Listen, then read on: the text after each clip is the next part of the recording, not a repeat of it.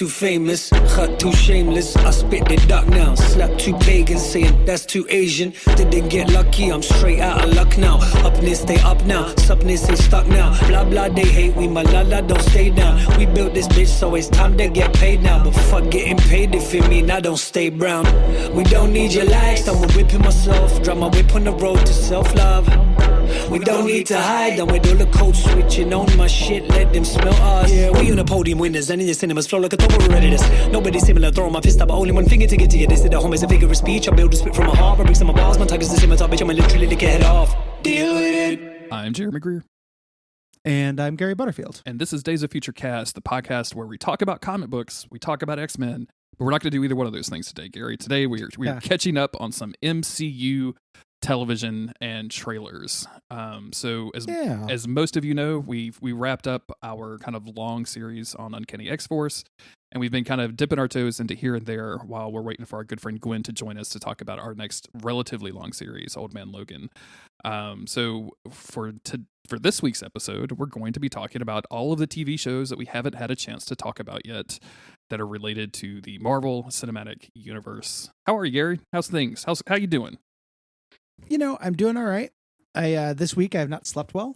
Okay. I'm having one of those like multiple days of sleep deficit, like catching up with you. And it's real weird. There's no, I having a hard time getting comfortable and then just kind of like turning my brain off. I'm not really thinking about anything. It's like the sleep just isn't taking, you know, just not getting there. Last night was the first night of some improvement in a while, but it's just in time for a heat wave. So like, not going to sleep this weekend. So I'm okay. In good spirits. Generally things are going fine, but just trying to get my, health hygiene. Yeah. Stuff. Just trying to get everything straight. Everything where it should be, everything coming out that's supposed to be coming out, everything going in that's supposed to be going in, not vice versa. Don't want to mix those up. Right now, both valves are reversed. Oh, no. It's a fucking nightmare. Oh, my God. Yeah. I keep shitting food. It's horrible. Just like you might think you like prime rib, but you don't like prime rib. Oh, you haven't had it all the ways you have to have it. But yeah, generally doing good. How are you? I'm good. Last week it was our wedding anniversary. Yeah! Congratulations. We made 19 years, if you can believe that. Fuck. I know, dude. It's crazy. Every time I say that number to somebody. So many people have lived and died in the span of your marriage. I know. Like... So many children have been born and their fathers just ran off to get a pack of cigarettes. It's so sad. Yeah, the entirety of the Lord of the Rings sexology happened. All the Hobbits and all the Lord of the Rings movies. All of the Lord of the Rings movies. Autumn and I met, and one of our first dates was going to see one of the Harry Potter movies. I think it was either the first or the second one. So almost that entire franchise's history, which is weird to think about. Like that is really fucking weird. Well, don't count it out yet. There's still Fantastic Beasts. That's true. To scout still going. And they're actually rebooting that whole series. If you just want to be just awful and support it. Yeah. Never a better time. It's so fucking stupid. It's so dumb. It's the worst. But we smoked a prime rib to celebrate our wedding anniversary, like a 7 or 8 pound. You did what? We smoked a prime rib. Whoa. Yeah. Oh yeah. Put that bad boy on the grill. For some reason my guy gave it to me boneless this time, which was a little weird. Usually it's a bone-in kind of prime rib situation. And extremely horny sentence on accident right there. But just throwing that out there. But this was time it was boneless and it cooked way faster than we anticipated. But we love to smoke a prime rib. It gets real crusty on the outside and it's full of good flavor. And then she makes fondant potatoes and green beans. And there's like English like bread, not bread pudding, but like pudding things, like those giant like floury things that you see on the Bake Off that nobody makes over here. I can't remember exactly what they're called. Yeah. She makes those and they are amazing. So we did it up. Nice. Yeah. Nice. That sounds really fun. Yeah, had a good time. We just stayed in and just hung out like all weekend, which is what we do nowadays. What's wrong with that? Nothing. That's fucking awesome. Absolutely nothing. So every one of my friends who's getting old the same way that I am loves it. If asterisk, if they don't have kids. If they don't have kids. Everybody I know who is like this age where it's like, what'd you do this weekend? They're like, man, fucking nothing. It was awesome. We hung around the house, slept in, made this big elaborate meal. And then like one of the days we went out thrifting. And I'm like, yeah, that's what we do too. It's awesome. And they're like, yeah. And then my friends with kids are like, oh my God. Well, I woke up at 6 a.m. to go to a baseball game. judo competition. Yeah. Like, but so they're real little kids. So there's really no judo happening. It's kind of just like 7-year-old boys patting themselves on each other on the back.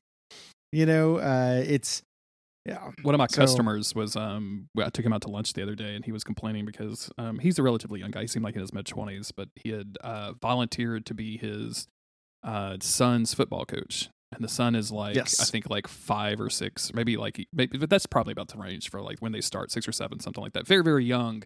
No coordination whatsoever. Like nothing's organized. This is not a real game or anything. And he was just like bemoaning the fact of like, yeah, this is 2 nights a week. Like I'm just up there for like 4 hours, like watching these kids not do anything. And then he was like, parents are mad at me because like their kids aren't doing stuff. And I'm like, this isn't fucking college football, homie. Like this is just let them run around and smack each other until they fall asleep all night. And you can just stay up and drink and watch their stories. Like what's wrong with you? So like, the best thing that can come out of this is that kids get tired. Exactly. Yeah, that's the goal of this, is to wear their little asses out. Yeah. Don't let me catch you believing in the purity of sports for 6-year-olds. Back in the day, we would just work them in the mines and they would come home and go to sleep. But now we need. I remember like a lap running unit. Yeah. As a kid. Like, this was a fucking sport. Why do I need to exercise when I'm 8 years old? I don't understand. I vibrate my sleep. Now I masturbate 20 times a day, coach. my forearm strength is that of 1,000 Popeyes. I don't need to work out. Why am I doing this? But yeah, it's just to wear them out. Just to wear their little asses out. Yeah. Something to put them to sleep. Well, let's talk about some MCU. We've got quite a bit of ground to cover today. As a heads up for folks that are going to listen to the whole episode, we are going to cover Moon Knight, Miss Marvel, She-Hulk, the Guardians of the Galaxy holiday special, and then at the end we'll talk about some trailers. I think the only 2 significant trailers are Marvel's and Secret Invasion.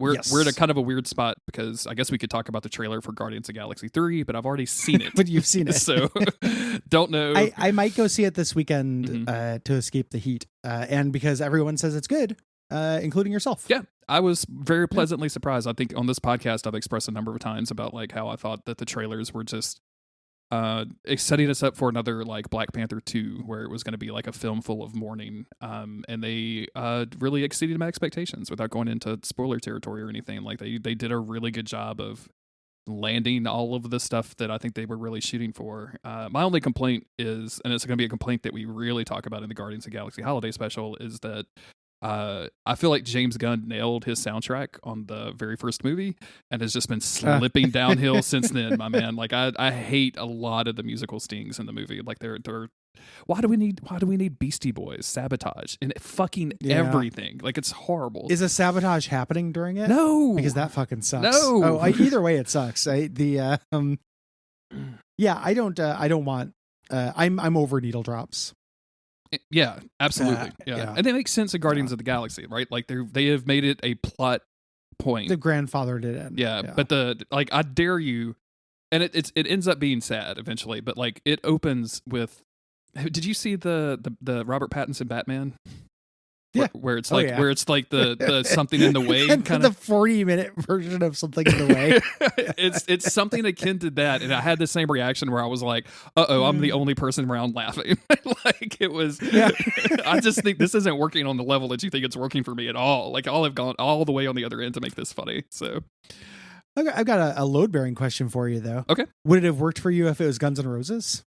Because that seems to have elevated Love and Thunder like a full letter grade for you. It's true. It's so bad. And I was just reading an article where I didn't know that Kurt Cobain and Axl Rose had like a thing. A beef? They had a beef with each other, and it came to a head at one of the MTV Music Awards. Oh yeah. Where like I watched that live, dude. Oh really? I wonder if there's video. Yeah. Or it seems to be all just like on Axl. Like it seems like Axl just didn't like that dude, and Kurt's like, man, this guy's weird. Like I don't know why he's doing this. Why you're Guns N' Roses? Why do you have an opinion on this? This is ridiculous. Yeah, the Metallica dude was like, yeah, we wanted, because when they did Guns of Metallica, they wanted Nirvana to open that concert, which in hindsight would have been like a fucking dream trifecta in that era, right? Like now you couldn't drag me to a Metallica concert to save my life, but And Nirvana was just straight up like, no, we don't want anything to do with Guns N' Roses because of Axl Rose. It's so hilarious. I don't know. I don't know that Guns N' Roses really would have saved it for me. I think some of the songs in there are okay. There's one at the end that I think works the best. But there's just so many of them that I feel like they are really, really trying for deep cuts as opposed to just songs that would work or something. And then it just happens too many times. Like it's like, why do we need like 7 of these scenes where we do something and to the set to a 90s song? But yeah, that stuff's frustrating. Yeah. Yeah, looking forward to seeing it. Yeah. So let's get into it. Cool. What do you want to start with? Moon Knight? I think that's the earliest chronologically. Let's start with Moon Knight because it's the earliest of these. This is I want to throw this out there. This is a mixed bag. We're not the people who are here to hand it to really really drump out about shit. That's not typically like what this show is. Mm-hmm. I feel like this collection of TV shows is a pretty mixed bag, and that's pretty generous. Yeah. I think this is out of these things we've done, these roundups, this is probably my lowest average enjoyment, especially for me, because I'm so low on the holiday special and Moon Knight specifically that I think this was like our first like really like this was our shows that were first. I guess WandaVision was too, but like I feel like this is like COVID. Like these got hit the hardest by COVID. Like you can kind of see that they had to restructure stuff. She-Hulk notably has like some really rough CGI here and there. And like you can just kind of tell that like they were just really trying and not quite getting there for some of this stuff. Moon Knight is a good example. The format is being stretched as well. Like I think I noticed this because I just finished watching Miss Marvel. That was the last one of these I watched, and it's like there are some of these things that should be 5 or 4 episodes. They're being stretched to 6. Yes. And 6 already seems like a really low number of episodes. But this is where the strain is kind of showing of stretching what should be the material of a movie to essentially 6 hours. And this is, I think. And it's frustrating because like we covered the Halloween special, the what was it called? Monsters? Werewolf by Night. Thank you. Yeah. And like came out of that loving it. And I feel like there's room for the 45-minute like TV movie kind of format for these things. Like I don't know that like Miss Marvel would have necessarily worked for that. Like I feel like Miss Marvel and She-Hulk especially needed some extra episodes, but they could have definitely been thinned down a little bit. Like if I had 2 45-minute episodes of Miss Marvel and then like she went to the main MCU movieverse, I would have been fine. Like I don't think I needed even anything. a TV movie. Yeah, even like an 80-minute a feature-length movie, but like it just to make it a real thing. Yeah. So we'll talk about it. I also feel like that about Moon Knight to kind of transition us in.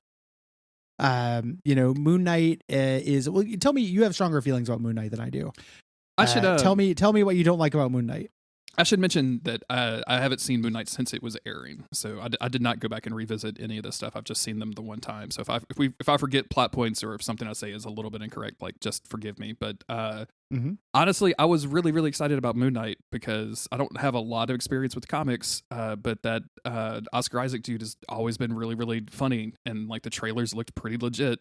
And then he spends most of that first episode as kind of a bumbling fucking idiot character, and I don't know, dude. Like I was so put off by the first episode, and I had that reaction to WandaVision as well. So I was like, okay, I'm just not going to say anything. Let's just roll into the second episode and see if it gets cooler.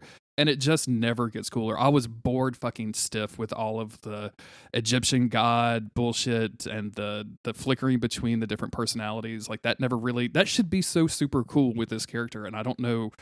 I think it was just because of the main guy whose name is escaping me, the dorky one. I just feel like I did not. Oh yeah, not Mark Spector, but silly little British man. Yeah, exactly. Wee little British lad. The wee little British lad it was so just insufferable. And I don't know, man. Like I just every single episode, like I fell asleep during one of the finales, one of the last 2 episodes. Like I was just sitting in the chair and just like nodded off, and then woke back up and was like, oh, I just missed 10 minutes of this, which.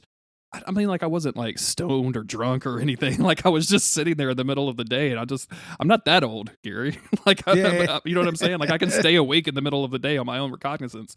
But a lot of the like back and forth, the villain I think was the judgy bit with what's his name, Kevin, whomever, didn't really work for me at all. Like he was never like particularly great in this, I don't think. The only thing I kind of dug about it was towards the end when they give the Moon Knight powers to the girlfriend, and like we saw some cool action scenes with her, but that was really it.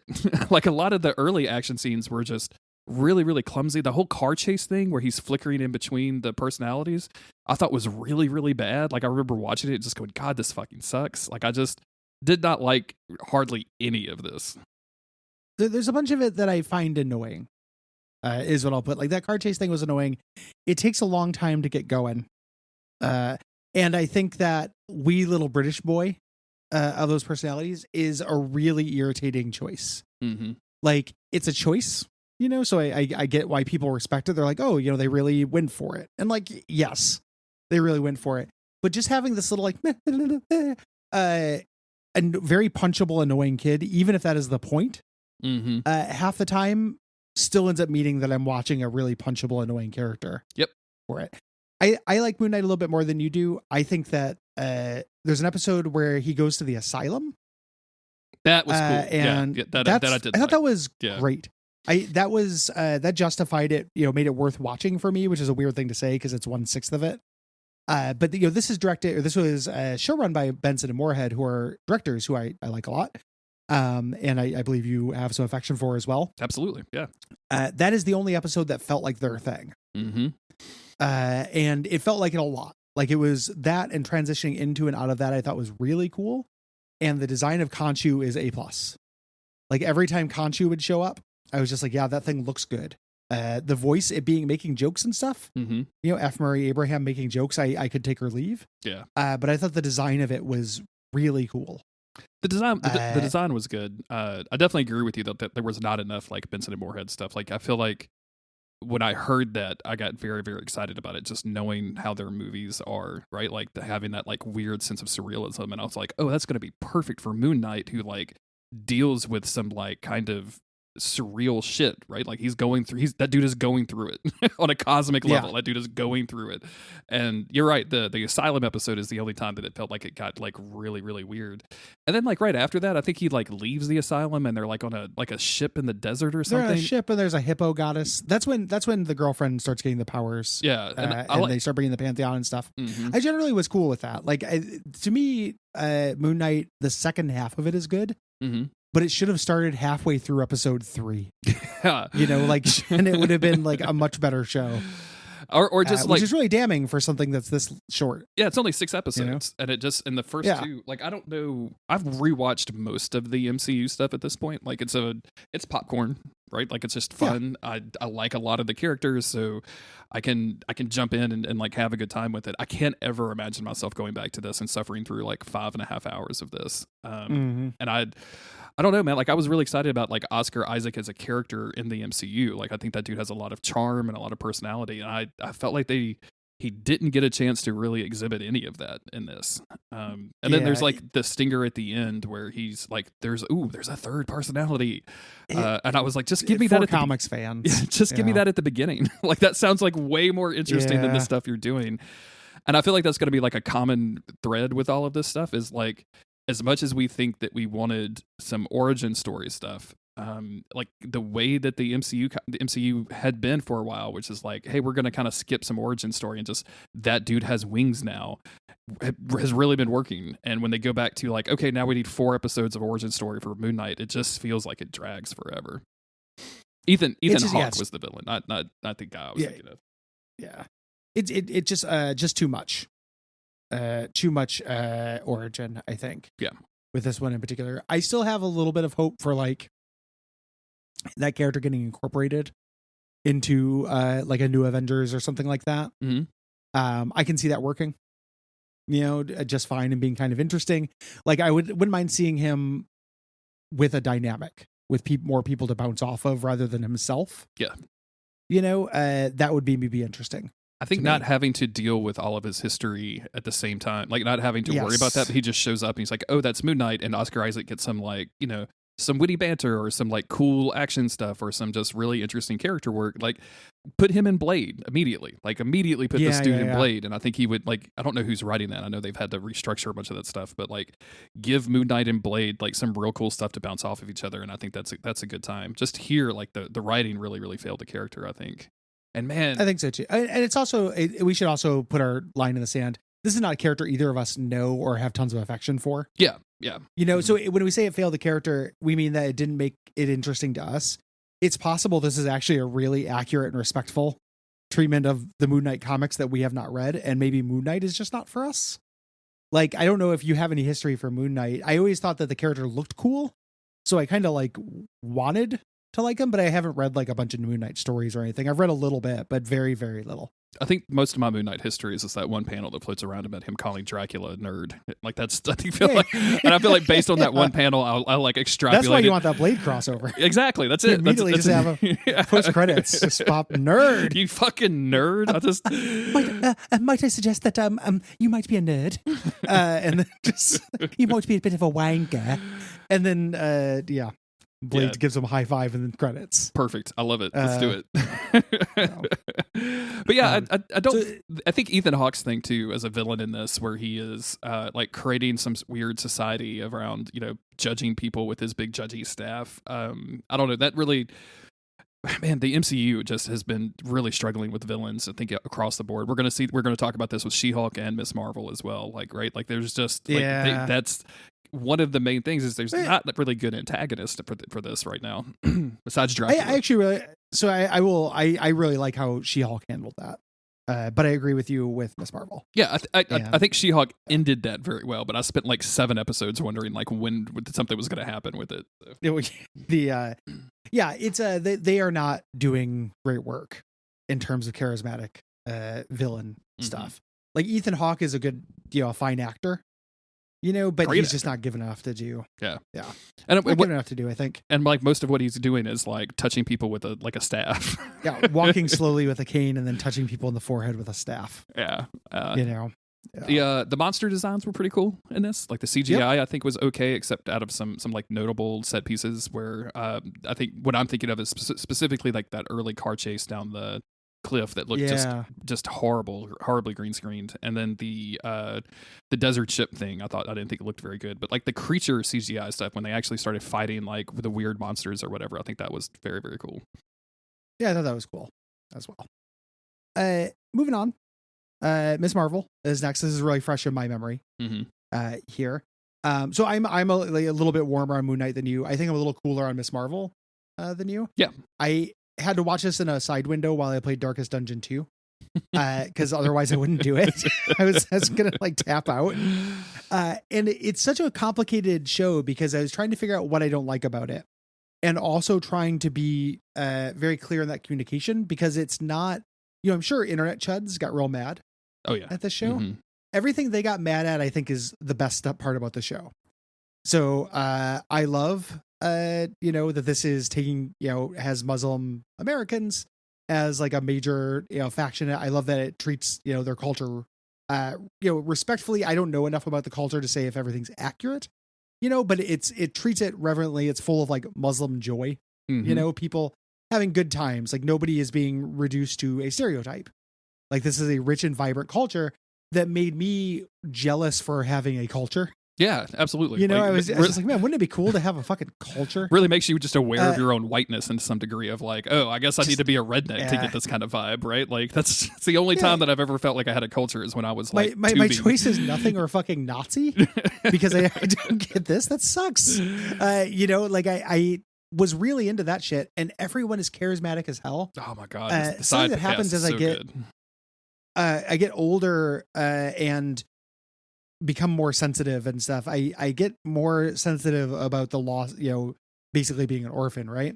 So like losing my dad when I was younger and then losing my mom, media with good parents or parents who are trying, now will activate a new weird emotion in me that I didn't used to feel at all. Like I just get really, really wistful for it.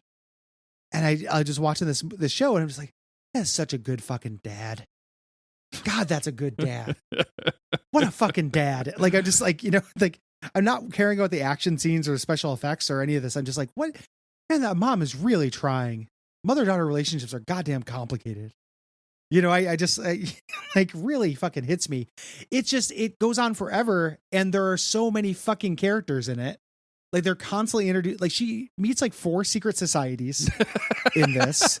And all of them have like a brooding anti-hero character to them. And they all fucking suck. They have there's no charisma to them. Like her family, her home life seems awesome. Like I wanted the She-Hulk TV show of this. I wanted the sitcom with Kamala being charming and stuff, and not her meeting any of these organizations. They're all more boring than anything I've ever seen. Yeah, when she goes, when she goes back me. to India to meet specifically, like I don't remember the names for the this stuff. red daggers, the or whatever. Red Daggers, like that felt like it drug out for so long. And the funny thing is, just like you're saying, like I didn't, when Autumn and I watched that Autumn has been checked out on a lot of the MCU stuff recently. Yeah. She doesn't really care about it, but she did watch Miss Marvel and She-Hulk with me, and we both felt the same way. Where like when they were going through the flashbacks and like her family and like all of that like history about the splitting of the border and all this stuff, like incredibly emotionally impactful, right? Like they fucking nailed that to a degree that I was really astounded by in a superhero story. And then like it's also here. Let me put an asterisk real quick. I'm not trying to interrupt you, but I want to know if this was true for you. Part of the reason why that stuff hit so well, and I'm not proud of any of this, but is that I'm real ignorant about it. Yeah, absolutely. You know, like I just don't know very much about that shit. So it's like, and that's a failing in me, right? Like I'll take responsibility for that. But it was a really good. It's not anyone's job, like anybody who is South Asian, to like educate me about this bullshit. But I feel like the show did do that. It was like, hey, let's show you this rich and vibrant culture and some history that you may not know. Portray it seriously and respectfully.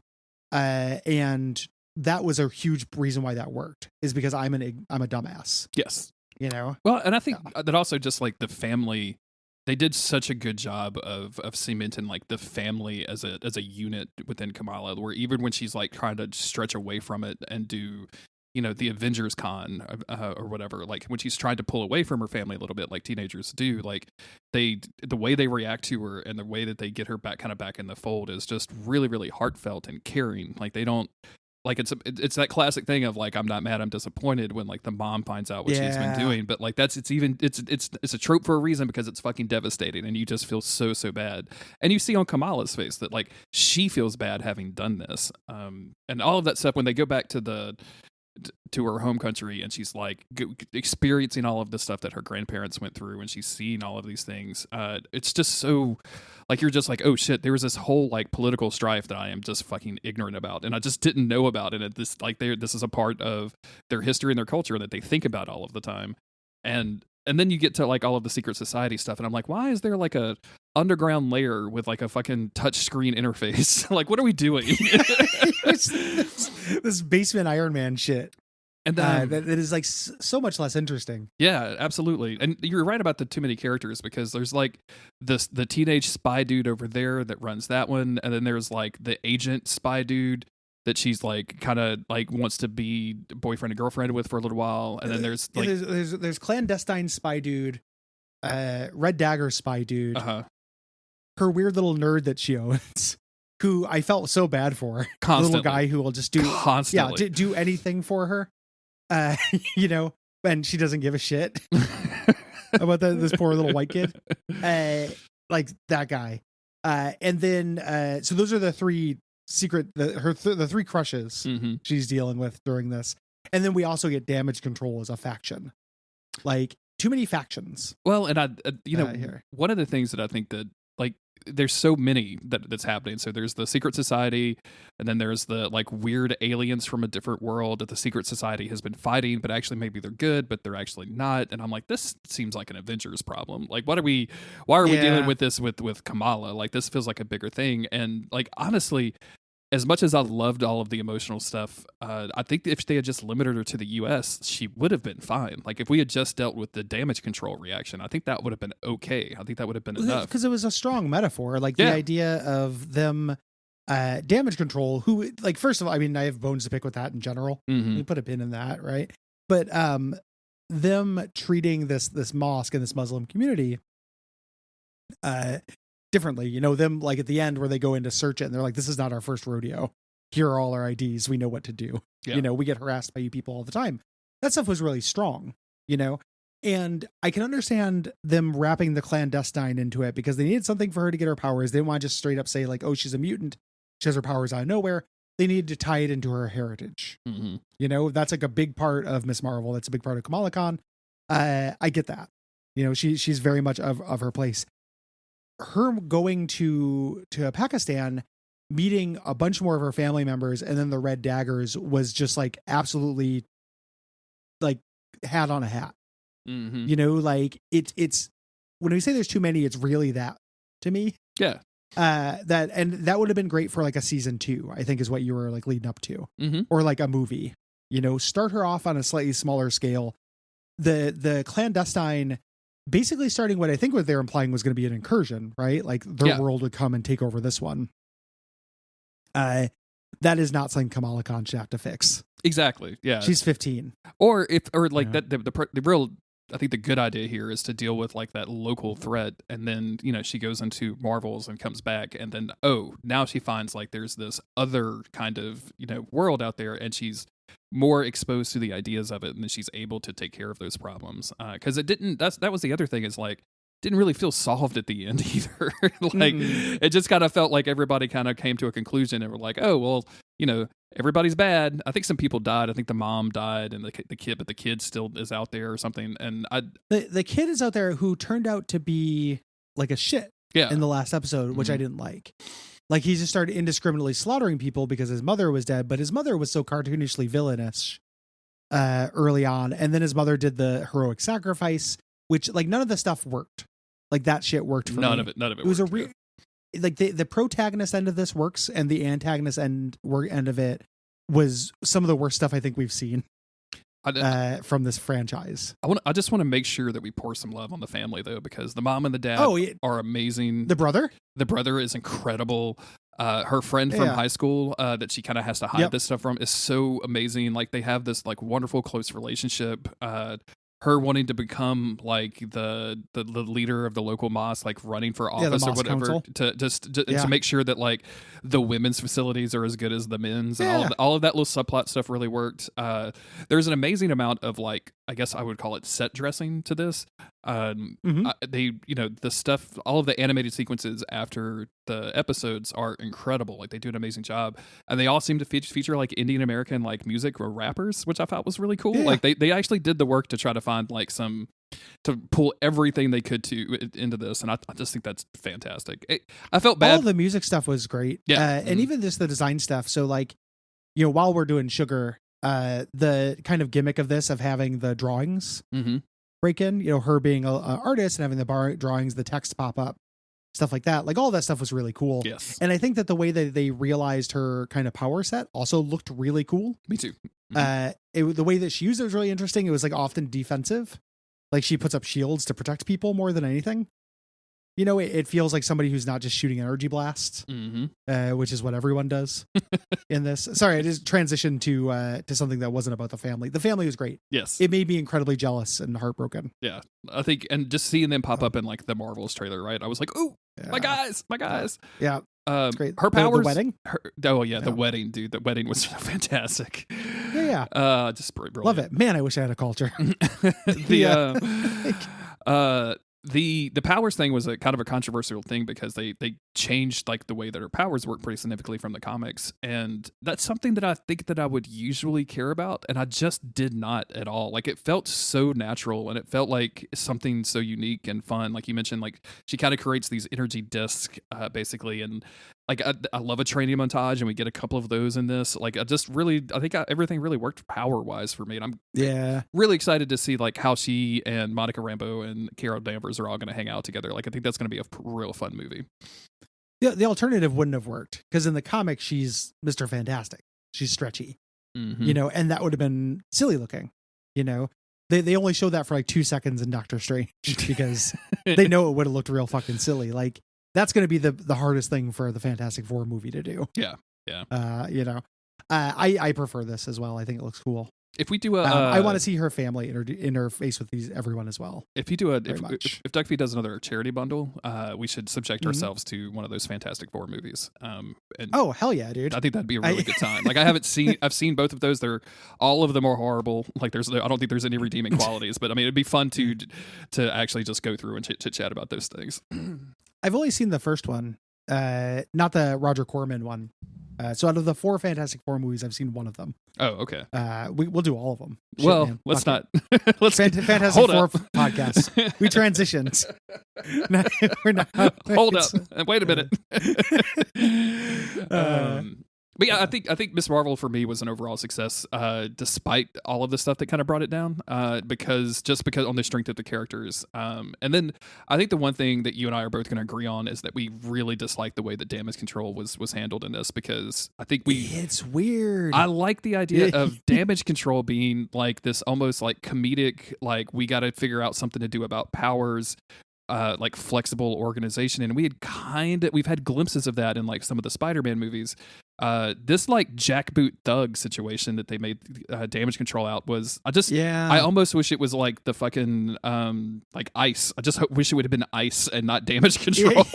That'd have been incredible, actually. That's a great idea. Just like it's in Spider-Man, they're more sinister than they are in the comics. Like in the comics, damage control are silly, right? In Spider-Man, it's a little bit more serious, but they're not a huge part of it. It's worth noting that this is something that changed in production. Originally, this wasn't damage control. It was a new organization, but then they decided to make it damage control because they had too many organizations dealing with the same things, which kind of ended up making damage control cartoonishly evil, which they are in this. The lady of it played a character in Orange is the New Black that's actually pretty similar to her character in this. Yeah. So it was kind of, and I hadn't seen her in a long time, and I think she's a good actress. She doesn't make any fucking sense in this. Like there's the part where her boss tells her to stand down because they're punching children on TV. And she goes, nah, gotta keep doing this. And then just gets wiped out. Yeah. It's really dumb. She's not William Stryker. She doesn't have a backstory or a reason to want to have this animus. It's a weird thing. Like I almost would have liked it more if she was a raging racist. Yeah. Again, if it would just been ice, if like they had just been like, oh, I hate brown people. Like I feel like the character would have worked better. Like as horrible as that is. Totally. But I just feel like, oh, I'm mad at the superhero teenager is a really weird fucking, like I'm going to risk it all to murder the superhero teenager is a very strange thing to do. And there's a little bit of subtext that like, there's some racial motivation, but not as much as I needed or wanted. Yeah. I just really, really wanted her to have a motivation, which she did not have. Yeah. So it just made them silly. The other thing I wanted to mention when we talk about this, because it plays into a larger aspect of the MCU in general that I think is really funny, is the Comic Con, is the Avengers Con. Oh yeah. Which is absolutely incredible. Like it's so fucking fan servicey and gimmicky, and there's a bunch of jokes that like I struggle with it almost because I think they're funny, but I don't know why anybody in this world would think they're funny. Like it's one of those weird situations where I get it and I love it, but I don't know why anybody it doesn't make sense to be in this universe while they're doing it. And I'm fine with it. Like I love the whole aspect of it. And weirdly enough, I don't think you played that Avengers video game that came out recently, right? So it popped up on Game Pass, and I was like, well, it's quote unquote free to play, so I'm just going to like download it and maybe I'll run through the story. And it starts with something very much like this. It's like Avengers Celebration Day, and you start as Kamala Khan, like having been selected to, I think she wrote like Avengers fanfic or something, and it like won a prize. So you like the game starts with you walking through a convention very similar to this, of like, here's Tony Stark's Mach 5 or whatever. And this is so much better. The way Ms. Marvel does this is so much better than that video game. It's just unreal. Like I loved all of the little touches. There's so many like small in jokes and just weird stuff that they say or comment on during the whole thing. I love it. But like going back to like Hawkeye and there being a Captain America play or like an Avengers play, right? Like what does the public know? Like, what do they? Does the public know about Thanos? And if so, how? Like, who told them about Thanos? And I've kept. And what do they think? I've kept dreaming about this. I just really want someone to do an Office style documentary, like explaining the last 15 years of the Avengers to the general public. Right? Like, I want that to be a thing because I want to know how the public knows anything about this. That's actually a great pitch for a Damage Control series if they didn't make Damage Control what it is. Yeah, absolutely. Like imagine, they assign somebody to the Avengers and you just get cameos, and talking heads and stuff. And like, yeah, that's a great idea. Mm-hmm. I felt the same way. Like, I thought that convention looked real neat, and I was very happy for Kamala Khan to be in there, but it did feel a little weird. These people who, had half their lives taken away. And it's like, oh, did they know about Wanda sacrificing her husband? Yeah. And shit like that. Like, how much of this shit actually, yeah. who knows? Who told them? I want more of that stuff explored. Me too. Yeah. And it's also like, again, it's part of my issue with the MCU, with the way these TV shows are treating it, is like, when is everything happening? Because when we watched Falcon and the Winter Soldier, like, there's global upheaval as they're trying to place like displaced people from the snap, right? Like, there's a movement of like people that are like, well, they were gone for 5 years, so I have their house, and none of that is reflected in the other shows, and it's something of symptomatic to do this. Like, Elizabeth Olsen has been kind of talking about this a little bit more publicly now about her frustration with Multiverse of Madness, because like when she got the script, she was like, did any of you guys watch WandaVision or read the script? Like, because we just did all of this. Like, I'm over this. My character is over this. We should be down the path from this a little bit. And she got kind of frustrated about it. And I feel like that's going to be a problem with the MCU until because it really feels like it's kind of aimless right now. They really need to like figure out how to make everybody come together again, like they did in the first few phases. Well, they don't have, and I don't know if they're going to get there exactly. Like, it's very impossible for them to, not impossible. It's difficult for them to make the TV shows feel as mandatory as the movies. Yeah. But they simultaneously need us to care about them.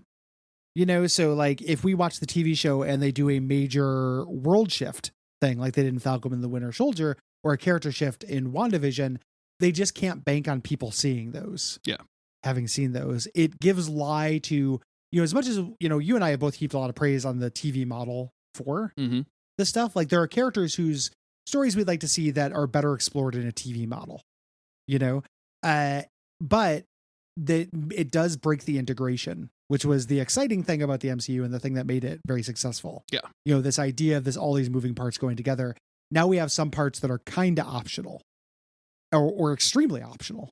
It's a damned if you do, damned if you don't situation. The big criticism people give to this stuff is like, oh, it's ridiculous that to enjoy Doctor Strange 2, I had to have seen like X other movies. Yeah.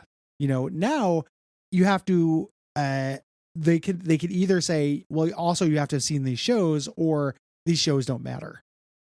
Yeah. And both of which are compromises that are not serving them super well. And ironically, it's very much like comic books. Like, this is the core issue that happens with comic books. As you read comic books for any length of time, you realize like these stories start sprawling out into these different things, and then one day Havoc shows up and he doesn't have an arm, and you're like, what the fuck? What happened to Havoc? Yeah. Where is his arm? And you like have to start looking on Wikipedia to find the Havoc arm missing arc that happened in Uncanny Avengers #2 or some shit. Me trying to figure out how Colossus turned into Juggernaut. Exactly. Yeah. And perfect example. That being weirdly difficult. And this is transitions us. Unless we have any final thoughts on this Marvel. Good. Yeah, I'm good. I think transitions us pretty well into She-Hulk, which is a way to avoid this, which is doing a different kind of show. Yes. She-Hulk to me, even though you're right, it felt kind of villainless. The thing that made me come to peace with that was starting to realize, like, it's a sitcom. Starting thinking like these thinking the anomaly was not that a villain didn't show up. The anomaly was them teasing a villain in the first episode. Mm-hmm. And if you ignore that, it just kind of becomes like a court case of the week thing with a very, very minor running thread that ties it together that works really fucking well. Yeah. this is, out of all the stuff that we're talking about today, this is by far my favorite. I think that this is, it's hard for me to argue. Like, I really liked Loki. I really liked WandaVision. This is up there. This is in the top 3 shows I think they've done. Yeah. And consistently really, really enjoyed it. I think this rocks. Like you said, changing this from a dramatic adventure story or format into essentially a rom-com or just a normal like sitcom was extremely smart. It fits the character very well. It's very much makes her like a fish out of water. Even though it's like some of this stuff gets real hand wavy about her, like, I shared some blood with my cousin. Now I've got Hulk powers too. Like it just, yeah. But at the same time, I don't really care because it's the Marvel universe. Who gives a shit? It just had to make her a Hulk and then move forward. Yeah. But it like the writing is so sharp and so funny on this. The fourth wall breaks are so good when she's just talking to the wall. Really, like I feel like my only complaint about this is that my girl Mackenzie with 2 eyes but not where you think they are is not in the show enough. Like she needed to be on like every other episode. And then just the CGI. Who did she play in it? Oh, that was the character. She was like the real ditzy. I think it was Mackenzie. She was the one like in the. She was like the real ditz that was drinking and they bring her up on stage. And she's like, gotcha. Mackenzie with the Y, but not where you think. Like she. I see. Yeah. She gets teleported to like Wong's thing, and they're watching TV in one of the. Wong's buddy. Wong's buddy. I can't remember. Maybe it's not Mackenzie, but it's one of them. Somehow she is and somehow is not Mona Lisa Raphael from. Exactly. Yeah. From Parks and Rec. Parks and Rec. Yeah, she's absolutely amazing, but also not quite that character. Yeah. I'm trying to. Maybe it wasn't Mackenzie, but I thought it was something like that. But she just had that like classic with the Y, but not where you think. It's just really, really funny. Yeah. She had a funny name. Mm-hmm. Like she was great. Like I am with you on that. And the CGI was generally pretty crummy. Yeah. The big Hulk fights and stuff did not look good. But I really like how they did not put them where you think they should be. And weirdly, like where the CGI looked okay or the action was good. We're in comedic scenes. Like one of my favorite episodes of this is the magician who learns a couple of actual magic tricks and fucks everything up. His 2 magician lawyers, very funny. Yes. Stuff. But that fight worked for me because it was just mostly about dialogue and little comedy beats. It wasn't trying to be like thrilling, and I love action scenes. I love action scenes with superpowers.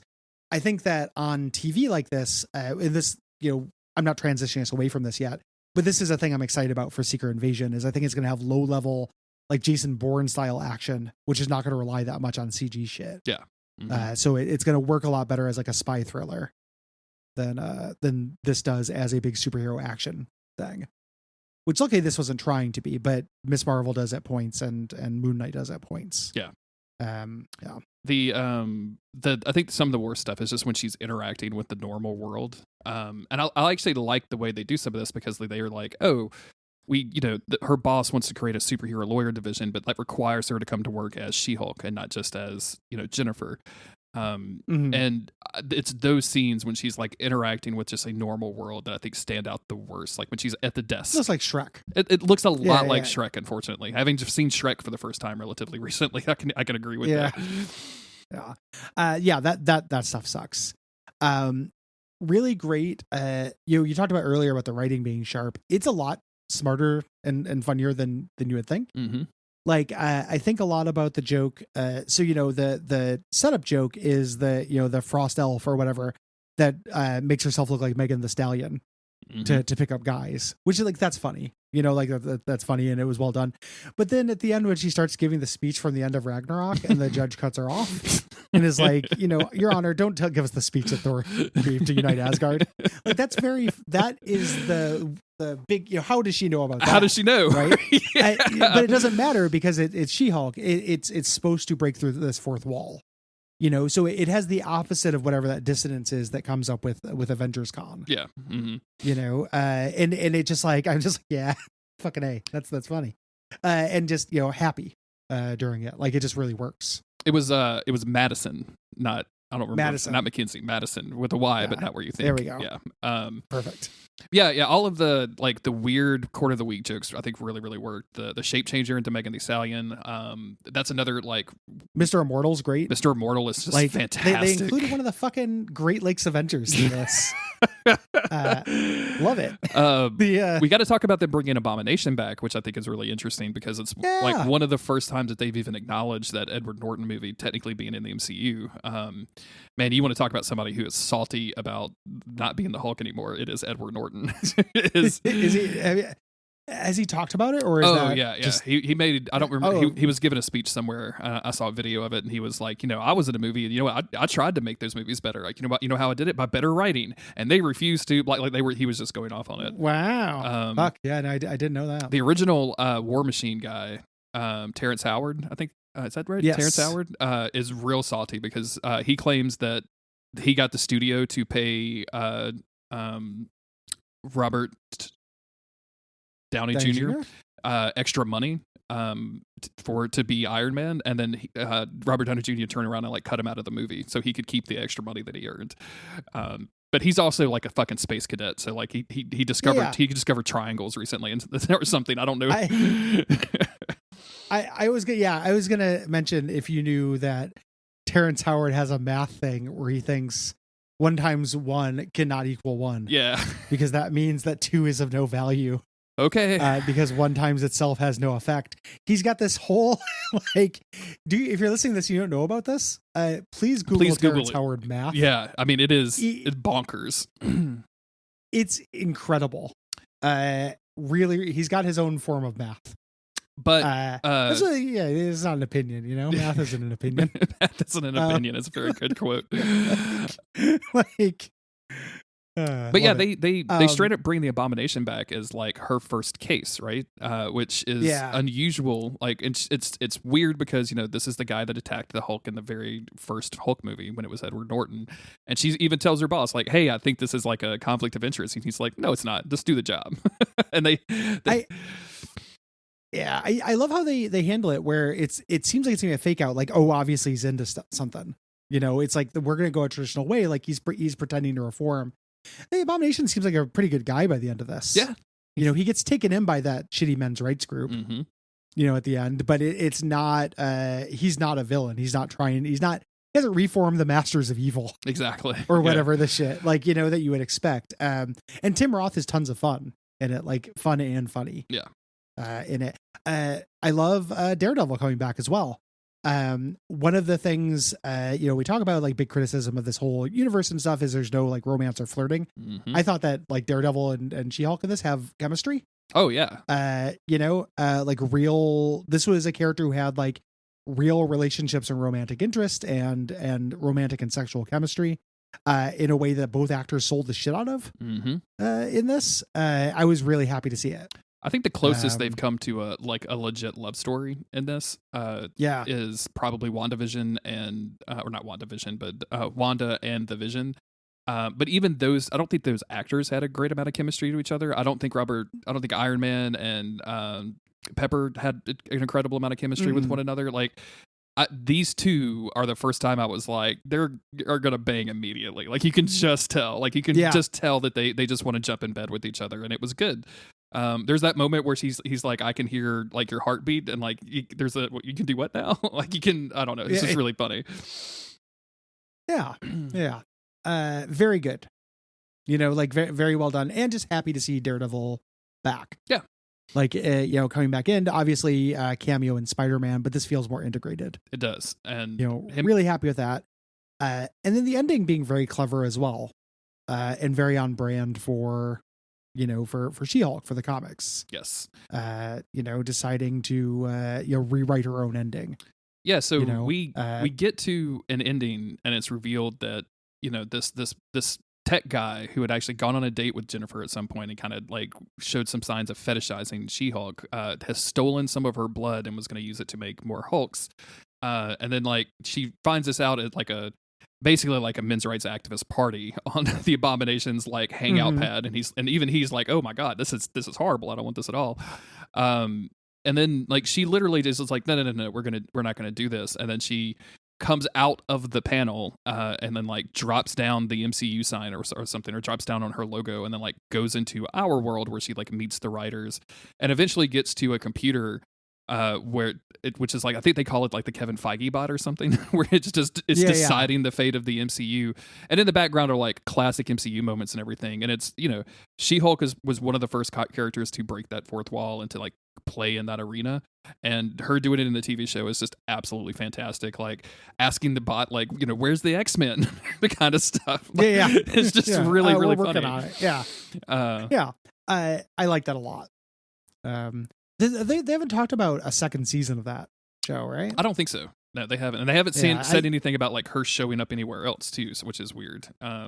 Yeah, that's a bummer. I would really like to see just another fun, like, superhero law is a really fun idea. And I could watch just a Monster of the Week style thing of this, where they just deal with these legal concerns. Yeah. In this big dumb universe. As of April 2023, it has not been updated. The only thing to get second season so far is What If and Loki, which makes sense. Like, I feel like those What If could be just an eternal series at this point. Like, they could. What would the Falcon and Winter Soldier season 2 be? Yeah, exactly. Like, I mean, it's like, literally, I'm taking a break from being Captain America. Well, that's cool. I'm taking a break from running. The Thunderbolts. Yeah. Let's go hang out. Let's go hang out and party down in New Orleans or something. Yeah. Captain the Winter Soldier, go to Mardi Gras. It's going to be like a 45-minute episode.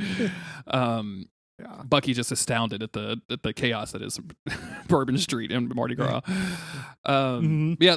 The other thing that we didn't mention is that when we were talking about the Abomination, I meant to bring it up, is that he runs kind of a retreat for supervillains, basically, like a come down to like an anger management class. And like the villains that they chose were just all absolutely incredible. Like Porcupine, Man Bull. There's another one in there whose name I can't remember that's really, really funny. And like all of their interactions are extremely hilarious. Like El Matador or something like that. Is the one. These like absolute C-listers, all that stuff really worked. Yes. A+. Like I like this show a lot. Me too. Not A+. I mean, like Chernobyl's an A+. Right. On the MCU scale, though, it's in the top tier. Yeah. I really like that. Yeah. A+ for MCU. If you put Chernobyl in there, I don't know. The things will get out of whack pretty quickly. Yeah, it's you start measuring everything by the best stuff. I was it's no Breaking Bad. I was out of town recently, and that night I was at dinner by myself, fortunately, and I called Autumn and just kind of check in. I was like, "Hey, what are you doing?" She's like, "Oh, I'm having some wine. I'm watching Chernobyl because I've had a really stressful day and I just want to relax." And I'm like, "What?" And it's happened like that's how I work. I do that kind of shit. That's a real Gary thing. Yeah, she was just like, "Yeah, I'm just watching, the end of the world, just relaxing." I'm like, this show stresses me out so much. Is that it? Well, let's end on a big, disgusting, wet fart. No, we have to talk about Guardians TV special. Oh no, I meant, is that it about She-Hulk? Yeah, I think so. I think I'm out of stuff to say. Okay. Them revealing Hulk's son at the end, that's some real dodgy CG and it was very funny. Oh yeah. Just the whole Hulk subplot big in baby this, sugs. where I actually kind of, again, talking about, I keep remembering this. It's been so long since I saw this, but when she first gets Hulk powers and like they're doing the training montage thing, and he's like, "You have to find your center," and she's like, "I've already done it. What are you talking about? Like, I'm good." Is really, really funny. And I hated towards the end where they turned her into like a rage monster, and everyone's like, "Oh, how dare she?" or whatever. But the whole Hulk subplot where he gets picked up and goes into space and then comes back with a space son named Scar at the very, very end is really fucking weird. And I hope it's better when they eventually get to it. So yeah. Moving on to Guardians special. Neither of us like this. Yeah, this sucks, and we're out of step. Like people like this, other than me, you, and Autumn. It's worth noting that. So like this got good reviews. People dig this. I really hated it. I really, really didn't like it. I told you this via text message. I don't understand why this exists, because it has to be expensive to get the entire Guardians team plus Kevin Bacon involved in a project like this. The CGI was actually really good, which means it was really fucking expensive. And then it just had to be such a pricey show for 45 minutes of essentially nothing. Like I don't think hardly any of the jokes landed. It was filled with just the worst music because I guess James Gunn really likes that old 97s band, and God love you. So they didn't do most of the music in it. Oh, really? They wrote the original song for it. The other things were other indie bands doing Christmas music. Okay, well, they all sound like the old 97s because yes, they're the worst shit. indie bands doing the worst Christmas music. It's just fucking awful, man. The needle drops in it were excruciating.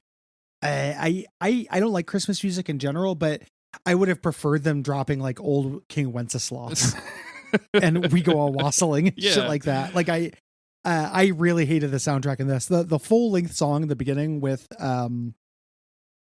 Star-Lord just going, "That's not how that works," every 2 seconds. My soul left my goddamn body. Dude, it was excruciating. And it's just like a bunch of swooping shots of like Star Wars cantinas, essentially. It's so Star Wars looking. Yeah. It's like the way that I feel like Ant-Man 3 looked like good Star Wars. This looked like bad Star Wars. And ironically, Star Wars doesn't even look like this anymore. Like if you watch The Mandalorian, it doesn't look like this anymore. They've gone a little further. This is just like nobody likes this shit. Yeah, dude. And then all of like the big thing in this, I think, is the reveal that Star-Lord and Mantis are brother and sister, right? And this was handled so weirdly because I genuinely couldn't have told you if that was revealed in the second movie or not. And maybe it was, and this was like her struggling with like telling him because she doesn't know how he's gonna take it or if he's gonna like it or not because of all of the complicated dad stuff. But it just felt so fucking weird and forced, like to be saccharine in a way that I just hate, Gary. Like I just don't like, and this is also me coming to Christmas stuff in a pretty bad way too. Like I'm not super into just generally sweet. No, Christmas we're not stories. the audience for this kind of schlock. Yeah. In a general sense. Yeah. It just did not work for me. It's weird because I think the Guardian, like I'm a little cooler on Guardians 1 than most people, but I like Guardians 2 and I think they're capable of being funny. And I think both Mantis and Drax are capable of being funny in this. And I think that the franchise is capable of being heartwarming. I think Guardians 2 has a bunch of heartwarming moments. Yeah. The dedication of that movie to giving everyone an emotional arc, I think is cool. This subverted both. Drax and Mantis are just weird psychopaths, and they put two characters who are way too alike. They're both Starman. They both don't understand. We don't understand your Earth customs. And they put them together and then made them act like weird monsters. Like, Mantis just steals that woman's money. Yeah. At one point she mugs people and then Drax is killing people, and it's all played for slapstick comedy. And it's not funny. Like they need other characters to bounce off of, which feels like that should have been obvious to me. Like these characters are funny when they have a straight man. Yeah. They're not funny when they're both together. Like you don't watch, Hardy and Hardy, we watch Laurel and Hardy. The other thing is that all of that maudlinness, all of that Christmas heartbreak stuff doesn't work for me because it's relying on like character depth from the other things. Like I'm supposed to think about Peter, Quill, and Mantis from the other movies and their histories there. And then be like, oh, isn't it great that they're related and they have this newfound connection? But the thing I'm watching, the thing I'm in the middle of right now is this goofily, tonally messy, like bullshit, nothing story. It doesn't lay the work within itself, if that makes sense, to actually pay off. I would agree with that. Yeah, I feel like yeah. And it's weird because like normally I would want that, and I just like there's something about like this like relying on that and then surrounded by all of the Christmas stuff was just too much for me, and I just wanted to completely check out. Autumn had the funniest reaction because Autumn is very sweet, and we both like to support each other's like hobbies or whatever you want to call like the media that each other likes, right? And like we finished it and it played through the credits or whatever. We were looking at our phones and I just looked over and I was like, that was fucking awful. And she's like, thank God you said that. Like I was going to tell you that it was bad, but I was going to be a little cool on how bad I said it was if you were going to be kind of hot on it. Like if you liked it, I wasn't going to be as mean. But she goes, no, that was fucking awful. I wish I had my 45 minutes back. Like that was excrement. And I was like, yikes. So funny. Yeah, the thing that bothered me. So the Maudlin Christmas stuff bothered me. It's also reverential to Kevin Bacon in a way that I can't stand. I was explaining the concept to Liv. This is wife talk now. I explained the concept to Liv, and I told her, I'm like, it's gonna sound fun. You're gonna sound like you want to watch it. I assure you, you don't. They kidnap Kevin Bacon for him and enslave him and stuff as a Christmas gift. She's like, that does sound fun. I'm like, I know. It does sound fun. But the whole time they're like doing this, like, what? You're not really the guy in Footloose? Actors are the worst. Look at the camera. We're actors saying that. Wink. And then Kevin Bacon at the end, he freaks out because there's all the aliens. And he's like, you know what? I'll do it for Christmas. Let me sing a song with my band.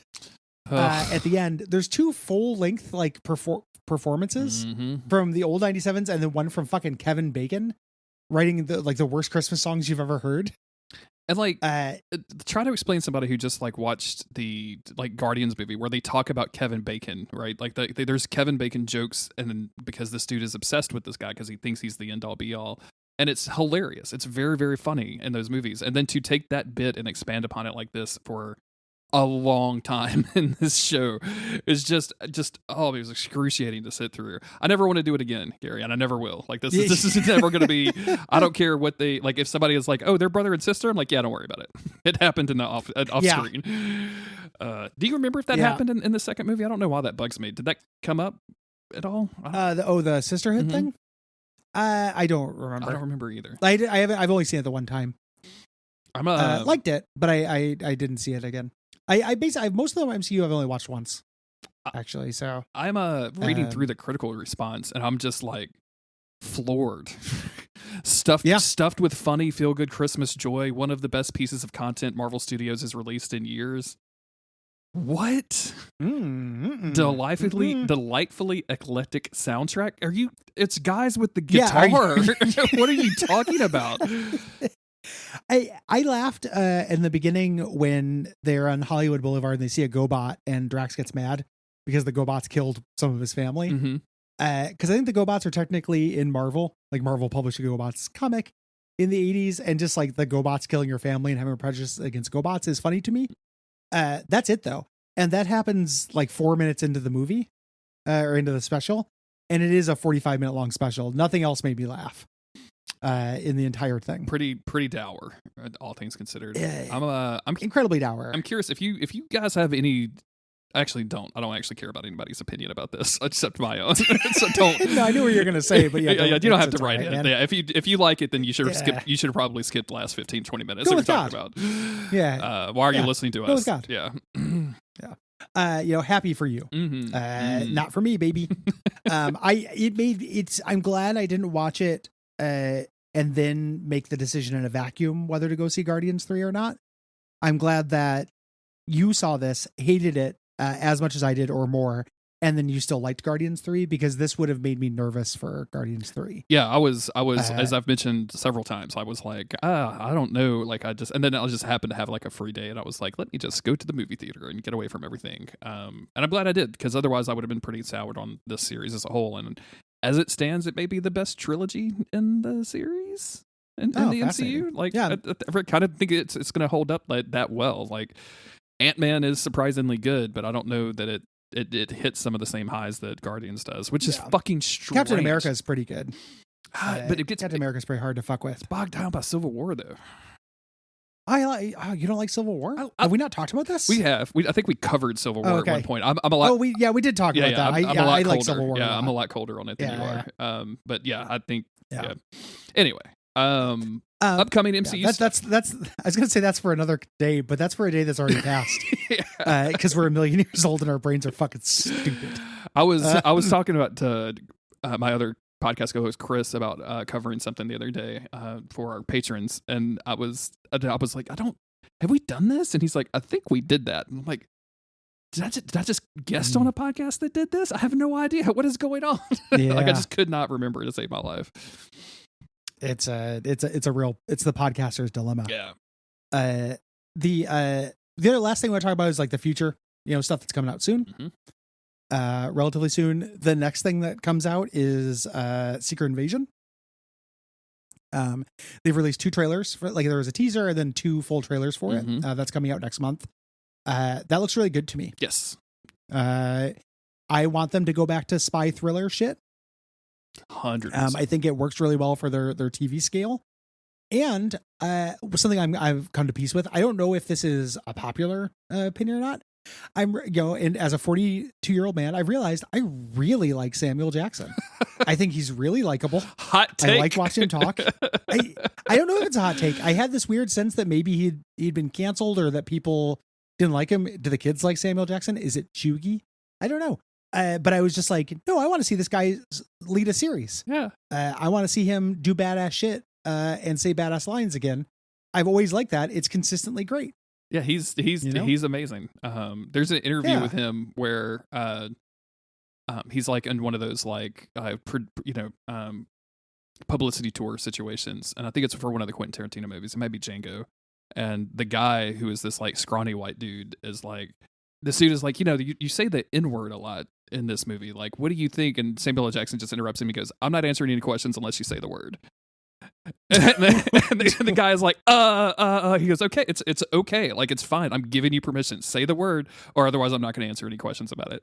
And the kid is just like, just flat, like tongue tied and like completely flustered. And I just, every time that shows up on my feed anywhere, I'll have to rewatch it again because it's so good. He just, the poor, that would have hard countered me. Oh my God. Right. Yeah. I would like to think that I would never have asked the question to begin with. Like, I just wouldn't go there. But also, I would have been just like, oh, I'm leaving. I can't continue this interview. We'll see you later.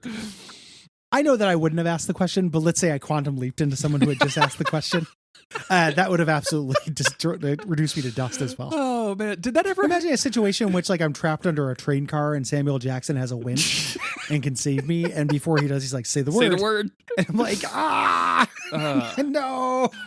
There's another video like that going around that happened at like a sports center kind of situation where they had a guest and the dude is like, I just don't think they should use that, why did they get to say it and we don't, kind of thing. He's like, hey man, just say it. And the guy's like, well, I don't want to say it. And the guy's like, hey, look, I'll say it with you. He's like, no. I mean, it's okay. And I'm just absolutely here for people being like, yeah, say the word. I dare you.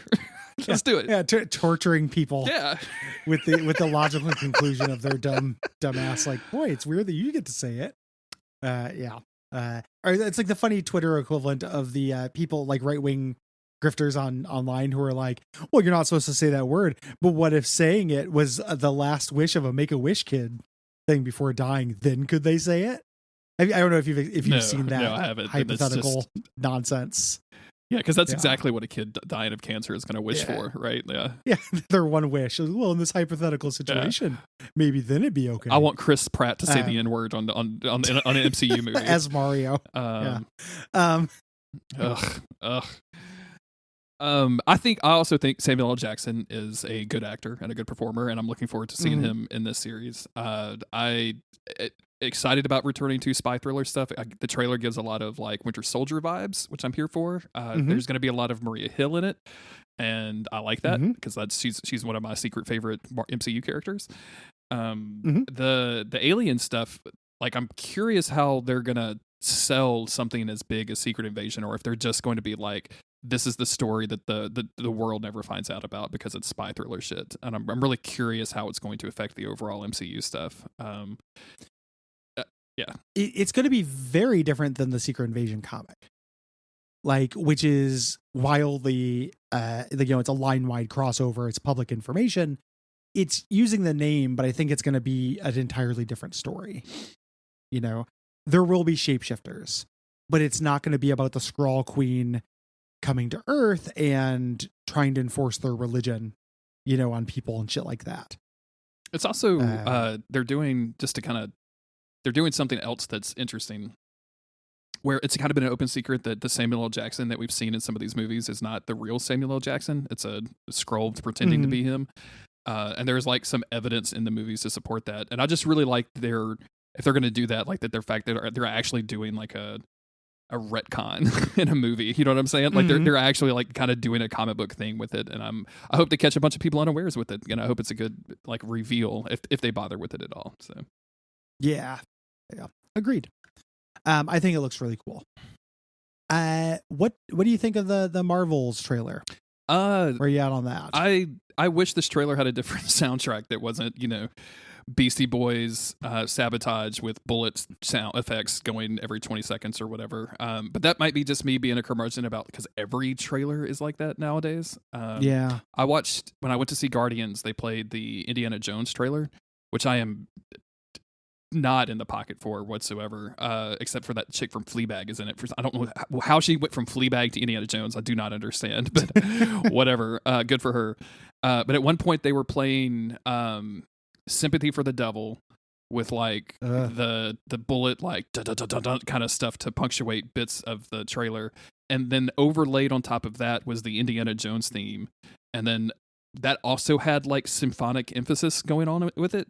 So it was just two really chaotic like songs on top of all of like the all the sound effects. And it was just awful. I just could not. That sounds stand awful. It. So, when I watched the trailer, like the first thing was like, oh god, so it's another fucking Beastie Boys song with bullet effects. That said, all of that aside, I love the idea that their powers are entangled and they're swapping back and forth. I think that's going to be really, really fun.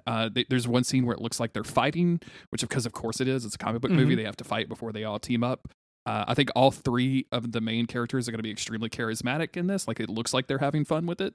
So I am super excited. This is my shit. I'm very into this. I'm very curious about it. The piece of the puzzle I still want to see is what the antagonist is, other than the problem with them switching powers.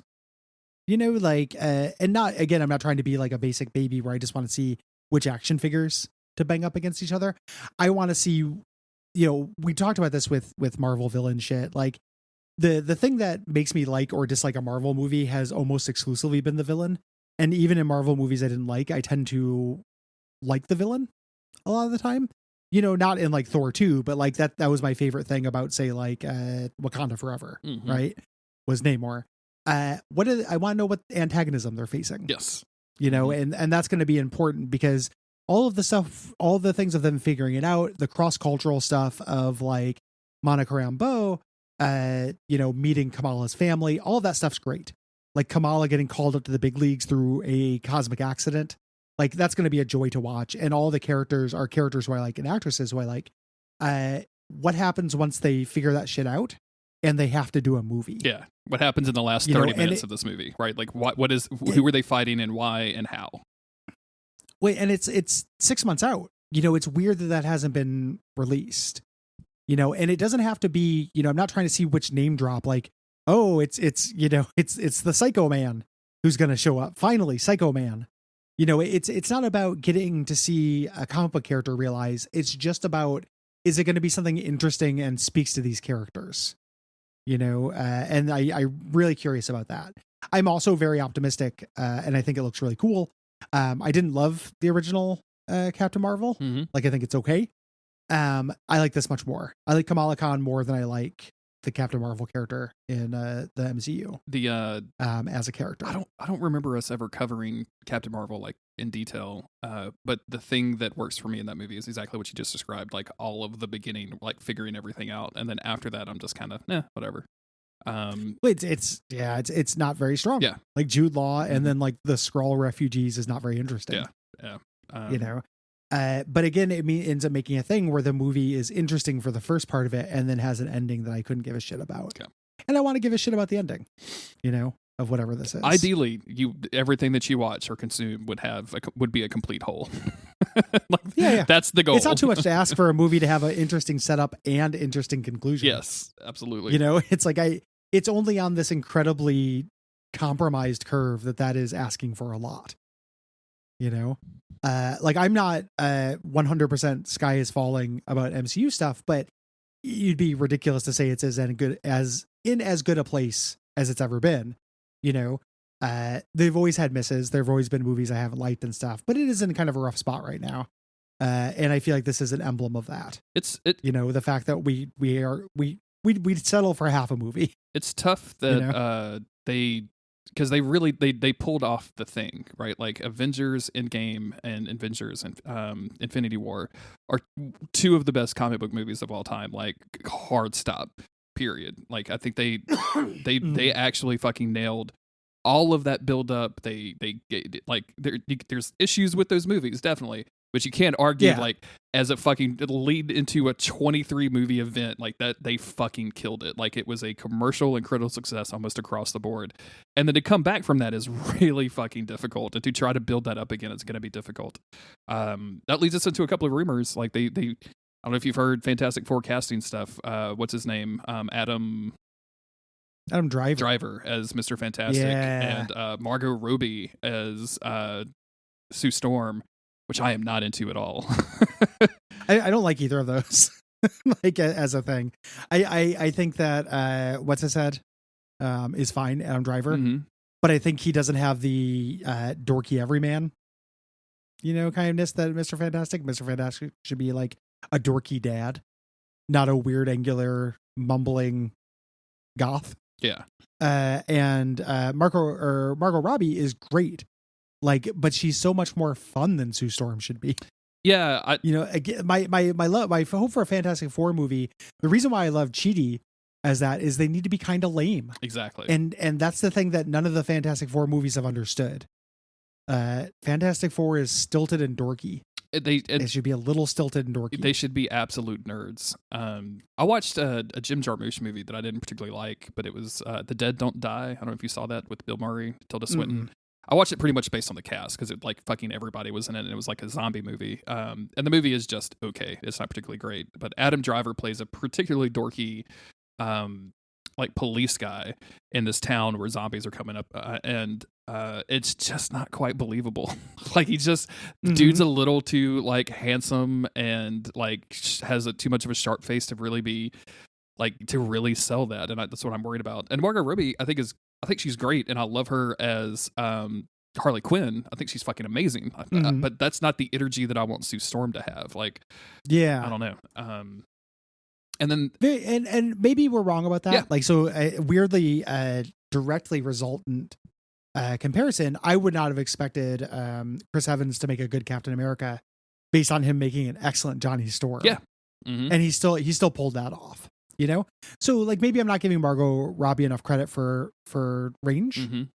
It's very hard for me not to think of her in these like Barbie and Harley Quinn like roles of being fun.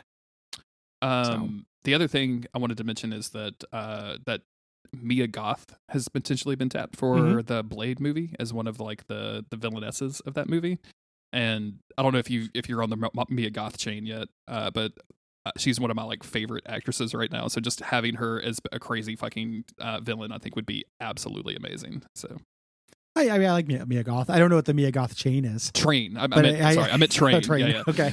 I've watched a bunch of movies with her over the last year, and I'm just in love with her. So yeah, she's good. We watched X.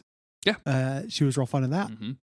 She's cool. The prequel for that is absolutely incredible. That's where it's on our list. Yeah. I can't believe I haven't watched it yet. The trailer was like on our short list, and then we realized it was a sequel. Yeah.